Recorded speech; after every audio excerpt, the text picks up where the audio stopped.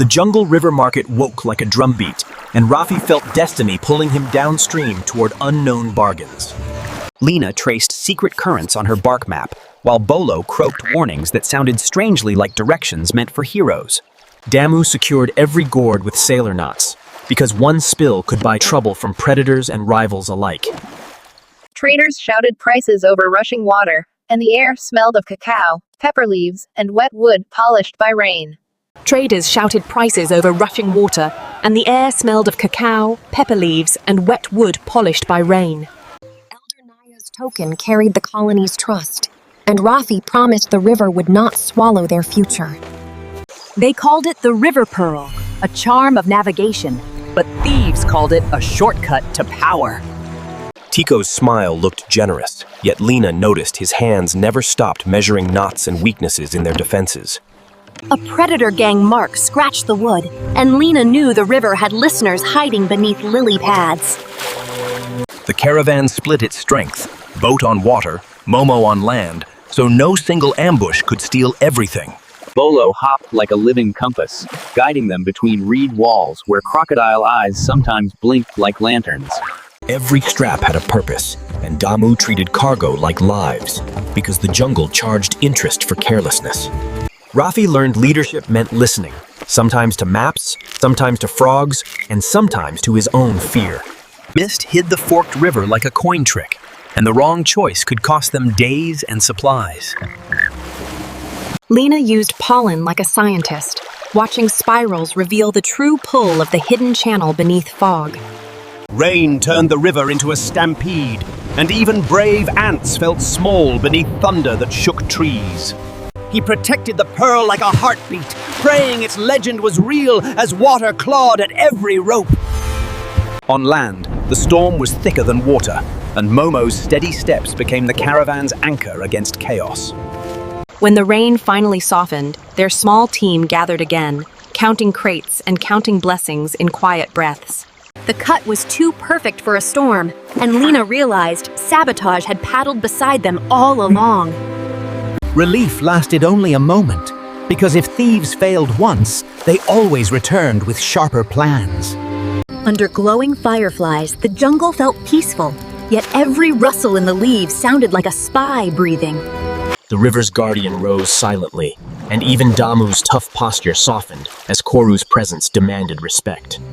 Koru offered a shortcut through mangrove tunnels, but warned that greed awakens creatures that prefer silence and darkness.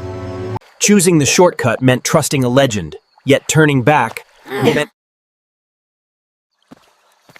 The mangroves swallowed sunlight, and their roots twisted like puzzles designed to trap anyone rushing for profit. Something big followed under the canoe, and Rafi pretended not to notice, because fear can steer you wrong.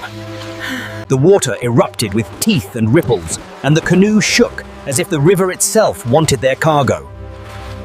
Damu guarded the shoreline like a fortress, while Lena's hand signs cut through panic with crisp, silent commands. He realized the pearl was the true target, and that trade goods were only bait for stealing trust. He realized the pearl was the true target, and that trade goods were only bait for stealing trust.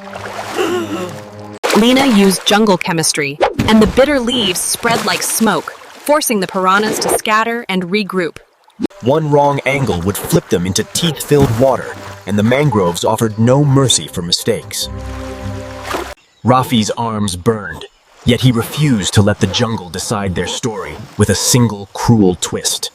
Koru's presence shifted the current, turning chaos into order, and the piranhas fled as if scolded by nature itself. They survived the water gang, but Lena's gaze stayed sharp, hunting the quieter enemy who traveled on smiles. The wax matched Tico's merchant stamp, and the truth surfaced like a bubble that refuses to burst quietly. Tico's grin cracked, and Rafi demanded answers, because betrayal on the river could drown an entire colony's hopes.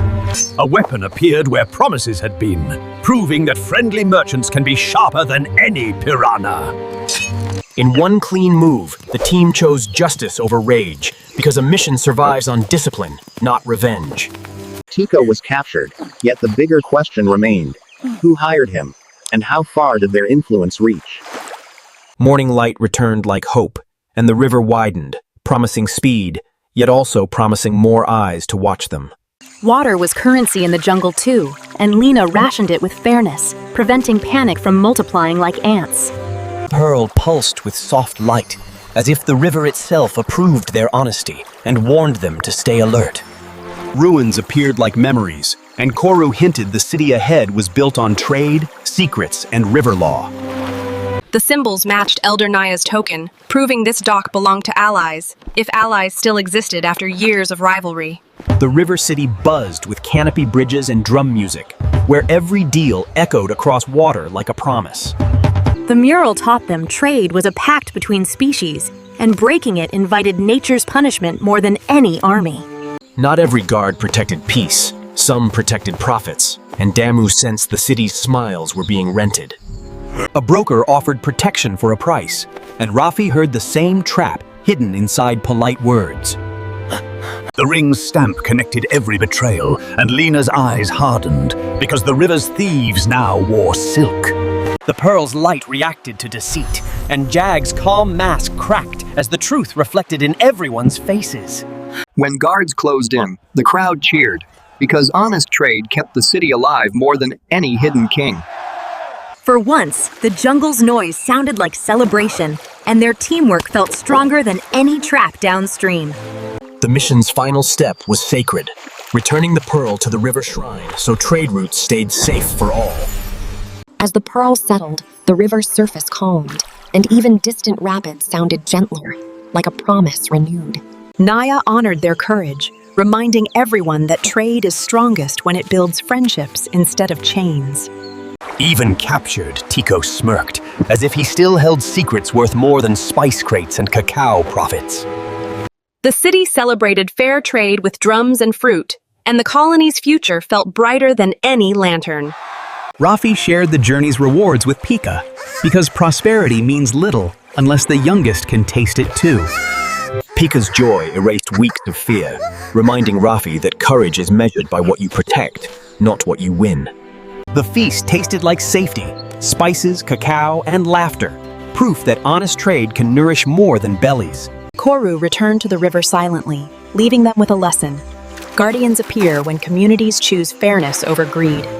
They left the city richer in friends than goods, and the river carried their canoe like a proud escort. The jungle river still roared, but their hearts were calm, because trust had become the strongest currency they carried.